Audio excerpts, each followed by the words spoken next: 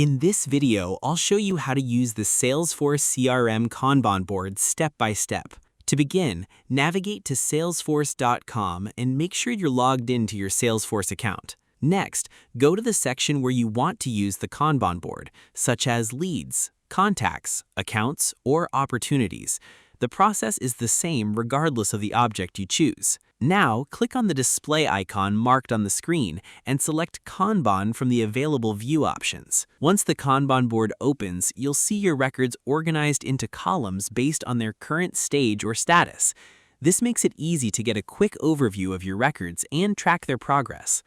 To update a record, simply drag and drop it from one column to another. Salesforce will automatically update the stage or status based on where you move the record. You can also click on any record to view its details, make edits, or perform additional actions if you have the required permissions. The Kanban board is a great way to visually manage your sales pipeline and keep track of your records without switching between multiple pages. And that's how you can use the Salesforce CRM Kanban board.